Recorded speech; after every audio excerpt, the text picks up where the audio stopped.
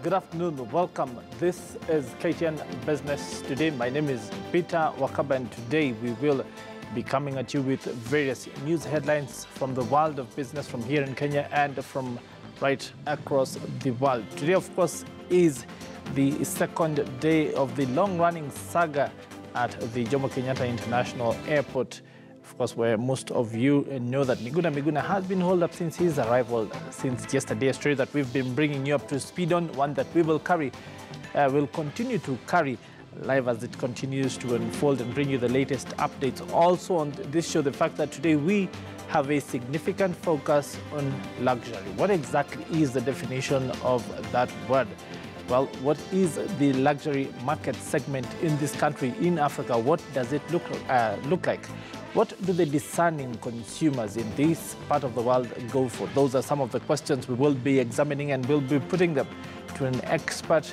He, of course, will be along later in the show, the Global Brand Development Manager for, well, Moet and Shandon. We, of course, will be checking into that conversation later on the show. As usual, we want to start off at the markets by taking a look at what exactly have been the highlights so far from the barometer of the entire exchange. And we want to start off with a look at what exactly is the pairing for the Kenya shilling and the currency pair as well. Of course, the dollar, the sterling pound, and the euro. And, well, as you can see, the dollar pegged at 180, buying 101 flat selling, while the pound is pegged at 143.60, 142.93 buying and selling levels respectively, while the euro is currently going for 124.43 buying, 123.53 selling levels. Well, what exactly has been the performance at the Nairobi Securities Exchange? Well, NSE performance: turnover 1.7 billion shillings, shares traded 55 million, the NSE 20 share index pegged at 3851.37, while bonds traded to the tune of some 1.4 billion shillings. Well, let's look at the stocks that have been driving trades. Safaricom, Equity Bank, Kenya Re, and Barclays Bank of Kenya. Safaricom 4.65 million shares, Equity Bank 3.10 million, Kenya Re 2.78 million, or Barclays Bank of Kenya 2.63 million counters. What exactly are the winning stocks so far? Uchumi, Mumias Sugar, Nairobi Business Ventures, and Express Kenya Limited. Uchumi up 6.12% to 2 shillings and 60 cents. Mumias Sugar up 5.56%, trending upwards to 95 cents, while the Nairobi Business Ventures is up 4% to 2 shillings and 60 cents. Express Kenya Limited up 3.23% to some 4 shillings and 80 cents. Well, what are the losing stocks? These are the bears of trading today. Well, East Africa Portland Cement down 6.54% to 25 shillings flat. The NSE itself down 5.88% to 20 shillings, while Decons is down 5.36% to 2 shillings and 25 cents. Home Africa being the last share, they're down 4.55% to 1 shilling and 5 cents.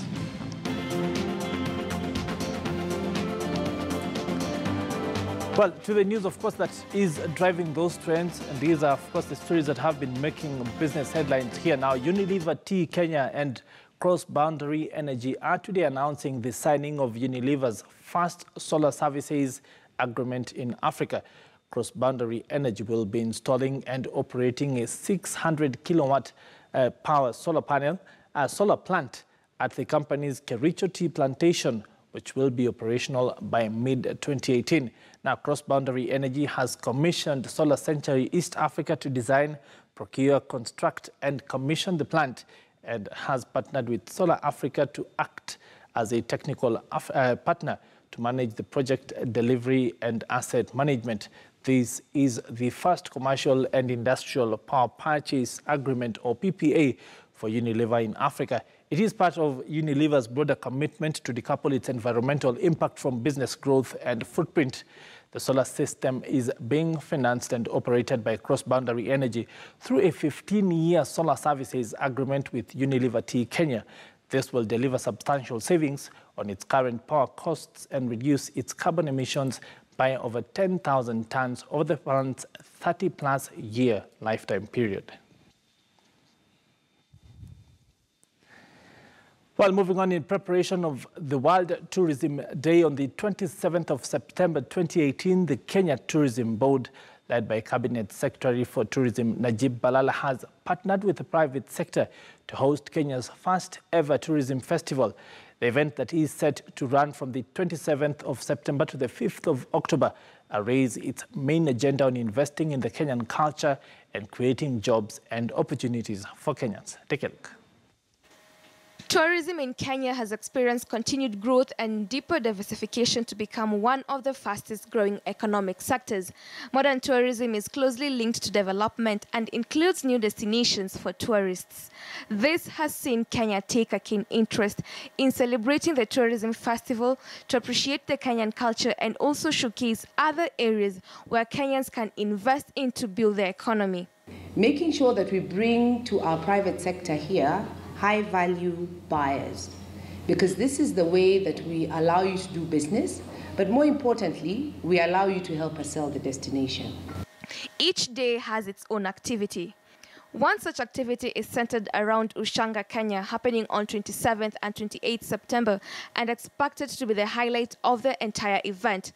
The program involves empowering women from pastoralist community to be competitive in their bid products extensively in their local region and international markets for sustainable livelihoods. Or it's something that can actually even invite big designers to come to a country, and also looking at that and focusing on mwananchi, or somebody who has nothing to show for. So we are looking at women empowerment, job creation, but more so we are looking at changing the brand of this country. Other activities that Kenya is looking forward to include naming of elephants in Amboseli National Park, as the government plans to revamp the park according to its Vision 2030. This will happen from 29th to 31st of October. 1st of October will capture tourism seminar for stakeholders. One major activity expected to run from the 2nd to 4th of October involves business-to-business meetings where Kenya will pitch her various attractions to potential investors, trade partners, and other stakeholders. 27th of September is the International World Tourism Day. And we decided to take that opportunity on the 27th of September. This year, the celebration is going to be held in Budapest, Hungary, by the UNWTO. But I can assure you, on the 2nd of October, the Secretary General of UNWTO, Mr. Zurab, will be our chief guest for the Kenya Tourism Festival. The Tourism Festival will give more exposure on the tourism sector to both local and international investors. It will equally create job and investment opportunities for Kenyans. Julie Owino, KTN News. Now, from matters tourism, police in Nakuru have started a crackdown against illicit brews, targeting those brewing illegal concoctions. The operation has seen them pour over 24,000 liters of illegal beverage in an operation in a pipeline area of Nakuru. The operations have been led by Nakuru Central OCPD Samuel Obara.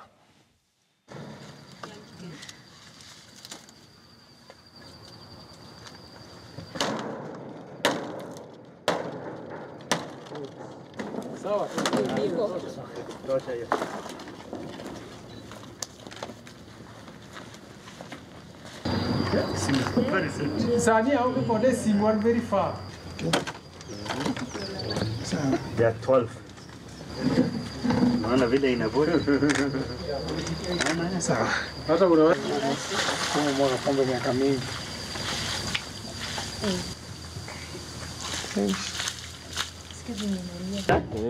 Vunja mara 10.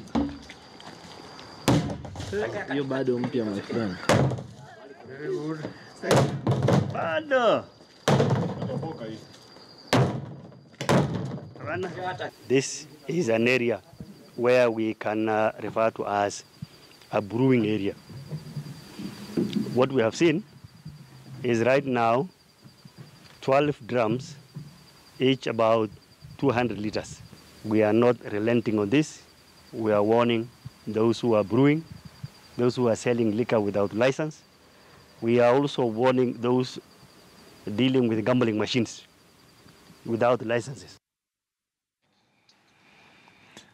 Well, quite a hard nut to crack right there. Now, the Kenya International Freight and Warehouse Association, KIFWA, is expected to hold its annual general meeting this week, where members will elect their officials into office for the next 1 year. Keynote Logistics Managing Director William Ojonyo and logistic firm Bolore Africa Managing Director Auni Baiji will battle for the chairmanship position. The two are leading two different factions of the association. Victor Gale has more details on that story. After a series of protracted factional wars pitting two factions of Clearing and Forwarding Agents Association, they will meet again on the 29th of March during their annual general meeting, where election of officials is top of the agenda.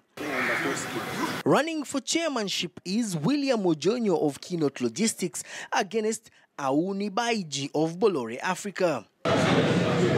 In the month of February, the duo failed to agree after William Ojonyo stormed the meeting convened by the Baji-led faction. Last year, November, Baji's side took Ojonyo to court, barring him from claiming to be the national chair-elect or making any comment on behalf of KIFWA.